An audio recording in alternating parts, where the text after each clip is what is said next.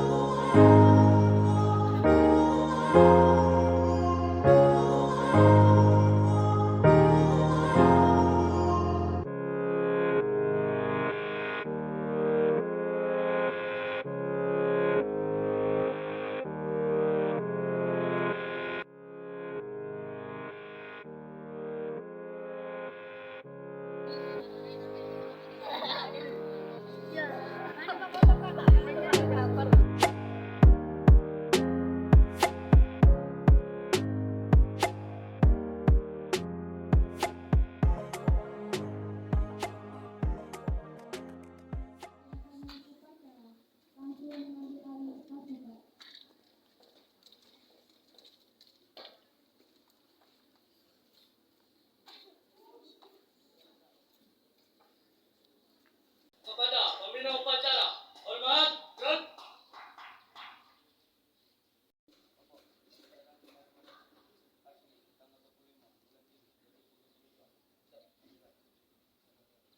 Gerak, jalan 4 langkah tegak maju, jalan.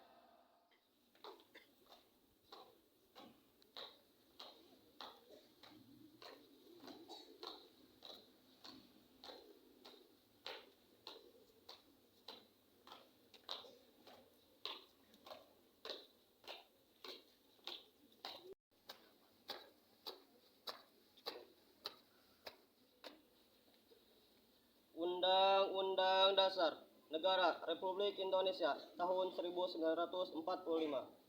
Pembukaan bahwa sesungguhnya kemerdekaan itu ialah hak segala bangsa, dan oleh sebab itu dan perjuangan kemerdekaan Indonesia telah sampailah kepada saat yang berbahagia dengan selamat sentosa, mengantarkan rakyat Indonesia ke depan pintu gerbang kemerdekaan Indonesia yang merdeka, bersatu, berdaulat, adil dan makmur.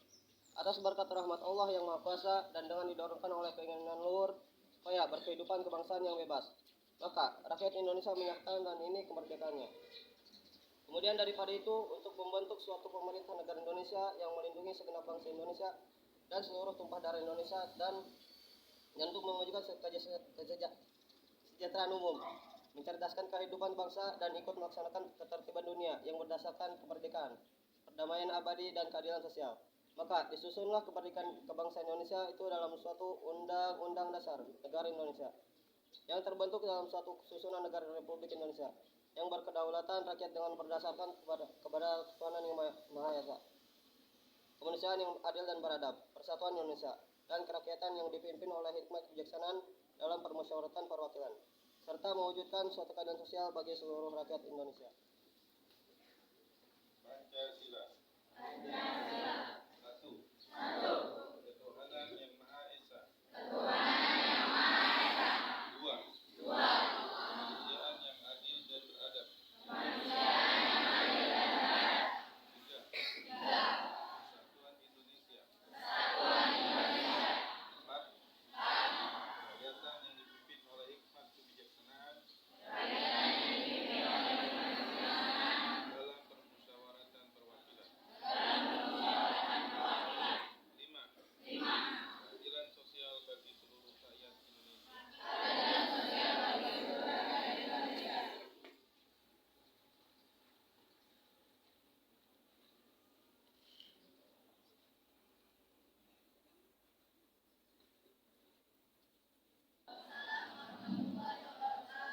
Bismillah, Alhamdulillah, wassalatu wassalamu ala rasulillah Sayyidina Muhammad ibn Abdullah wa ala alihi wa sahbihi wa mawalah, amma ba'd.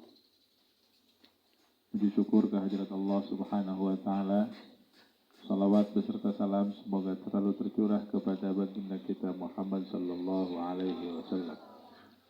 Bapak Kepala Madrasah Aliyah Sanawiyah yang saya muliakan, para guru yang saya muliakan, santriwan, siswa, siswi Sanawiyah Aliyah rahimakumullah. Hari ini adalah hari yang sangat penting, kegiatan belajar mengajar di sekolah, di madrasah. Kegiatan ini adalah kegiatan yang sudah direncanakan baik oleh negara maupun lembaga pendidikan. Maka dari itu, kegiatan ini sejatinya harus berjalan sebagaimana mestinya, yaitu kegiatan pendidikan, belajar mengajar. Dalam hal ini ada pengajar dan ada yang diajar. Tugas kami sebagai guru untuk menyampaikan ilmu kepada kalian. Kalian sebagai pelajar adalah tugasnya taat kepada pendidik, kepada guru, supaya apa yang disampaikan oleh kami itu bisa diterima oleh kalian. Dalam menjalankan itu semua, tentu kita harus sesuai dengan aturan, baik aturan secara resmi oleh pemerintah maupun aturan yang diterapkan di sekolah. Aturan yang akan kita bahas di sini adalah terkait dengan aturan di sekolah yang sebetulnya umum dilaksanakan di seluruh lembaga pendidikan.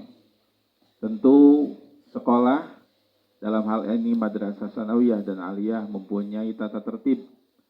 Nah, tata tertib ini tentu adalah untuk menunjang kelancaran daripada kegiatan belajar mengajar. Salah satunya yang paling penting dalam hal ini adalah disiplin. Disiplin adalah sesuatu hal yang mudah kita ucapkan tetapi sulit untuk dilaksanakan. Karena disiplin ini adalah kunci di mana kita bisa teratur di dalam belajar. Sebagai contoh, dalam jadwal di sekolah misalkan kita terapkan jam 8 ya. Masuk jam 8. Jam 8. Jam 8 itu bukan baru pergi, bukan baru mandi di kamar. Seperti yang kita lihat di tangga kan sekarang.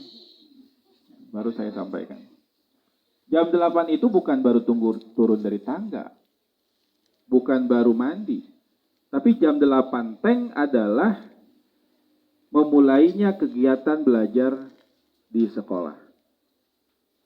Guru sudah masuk, siswa sudah ada di dalam kelas. Berarti kalau begitu, sebelum jam 8 itu sudah harus masuk. Kalau memang itu ingin berjalan. Kalau itu tidak berjalan, jam 8 mulai, jam kedua, jam berapa itu? Jam pertama jam 8. Jam kedua? Jam 9. Nah, kalau telat saja setengah jam, berarti kegiatan jam pertama itu akan molor. Kalau sudah molor, otomatis akan terpangkas. Hak kalian sebagai murid tidak bisa menerima ilmu dengan maksimal, guru juga tidak bisa menyampaikan dengan baik. Itu contoh. Belum lagi dengan tata tertib, disiplin yang lain-lain. Tentu itu akan menjadi sebuah gambaran bagaimana sebuah pembelajaran itu bisa berhasil, bisa berjalan dengan baik. Maka dalam hal ini, kita semua di sini harus komitmen untuk berdisiplin, harus komitmen untuk menjalankan semua ini dengan baik. Kemudian yang kedua, salah satu contoh kita bisa berjalan dengan baik, kegiatan ini adalah kenyamanan belajar. Tentu kenyamanan belajar itu akan mempengaruhi bagaimana kalian bisa menerima ilmu dengan baik. Kenyamanan belajar pasti erat kaitan dengan fasilitas, kemudian guru. Ketika kalian sudah nyaman, maka disitulah kalian tidur. Kalau itu kalian di sini begitu ya. Kalau kalian sudah nyaman, maka di situ akan tidur. Ketika tidur itu sudah kacau. Bukan itu. Ya, kalau kalian kan nyaman, kelas bersih, enak, di belakang ada space kosong, melipir ke belakang sedikit, tidur dia. Nah, bukan itu. Justru kenyamanan itu diciptakan supaya kalian konsentrasi belajar. Nah, pesantren Al-Ihsan bisa kita lihat semua. Sampai detik ini masih jalan tuh. Renovasi di belakang, kemudian renovasi yang di samping sudah kita lakukan dengan baik. Nah, ya kita tinggal tebak-tebakan kira-kira berapa lama ini bisa kinclong seperti ini. Nah, diharapkan kalau kita semua melihat seperti ini kan enak. Bersih, kempling. Saya yakin semuanya suka. Saya yakin semuanya nyaman. Fasilitas yang kita lakukan sekarang, itu dari mana sumbernya? Dari kalian juga. Kalian bayaran, kalian iuran. Itu untuk apa? Ini. Jangan lagi kalian mengatakan, itu duit saya kok. Jadi saya boleh dong melakukan apapun. Itu tidak, jangan seperti itu. Ya, jadi jagalah fasilitas kita semua, seperti gedung, kemudian nanti bangku dan sebagainya. Pengurus, panitia, atau OSIS, atau apapun. Ketika kalian mengadakan acara, selesai acara, beresin lagi. Ini udah beres acaranya, kursinya ketinggalan. Nah, itu. Jadi, banyak kalau kita bahas fasilitas yang harus kita jaga. Tetapi, yang paling terlihat adalah salah satunya fasilitas, gedung, dan lain-lain. Kemudian yang ketiga, pesantren Al-Ihsan, betul memang, adalah pesantren yang mengedepankan kegiatan pengajian. Pesantren Al-Ihsan adalah pesantren yang dalam tanda kutip bahasa kitanya lamun rek ngaji ke pesantren Al-Ihsan. Betul. Betul itu. Tetapi meskipun demikian bukan berarti sekolah itu tidak penting. Karena sejatinya seseorang yang betul-betul menerapkan ilmu ngajinya dengan benar tidak akan tidak akan meremehkan sesuatu yang penting. Ya. Jadi meskipun pesantren Al-Ihsan itu adalah pesantren ngaji, tetapi sekolah juga harus dilakukan dengan baik. Karena ngaji itu sebetulnya adalah untuk amaliyah kita dunia akhirat. Kalau kalian ngaji, kemudian tidak diterapkan di dunia, maka amal akhirat pun tidak akan berdampak positif untuk kita. Ya. Jadi jangan ada kalimat, lah saya marek ngaji iya di dia. Sekolah mah nomor 2. Saya sering ngomong begini, sekolah apa mau pesantren? Mau pesantren. Giliran libur sekolah, minta pulang kan? Nah. Jadi sering dijadikan alasan. Jadi sebetulnya orang yang malas sekolah, orang yang menjadikan sekolah itu hanya sebagai kambing hitam, ya sebetulnya dia adalah pemalas. Gitu. Karena kalau memang dia orang yang benar, pasti sekolah juga akan nomor 1. Jadi nomor 1-nya ngaji, nomor 1-nya lagi sekolah. Tidak ada itu nomor 1-nya ngaji, nomor 2-nya sekolah.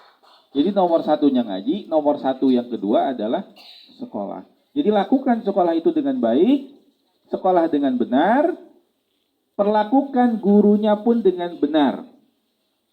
Jangan pula pilih, ini guru ngaji, saya takzim kepadanya. Ini guru matematika, saya nggak mau takzim samanya. Nggak bisa, sama aja. Kita takzim, kita menghormati guru, jangan dipilih. Mau guru ngaji, mau guru sekolah, tetap kita harus menghormati beliau. Karena beliau adalah orang yang berjasa kepada kita. Dunia itu saja yang dapat disampaikan. Kita bismillah, hari ini mulailah pembelajaran di madrasah dengan baik, dengan benar. Niatkan kita mencari ilmu untuk kita nanti bermanfaat di kemudian hari. Wallahul muwaffiq ila aqwamit thoriq. Assalamualaikum warahmatullahi wabarakatuh. Bismillahirrahmanirrahim.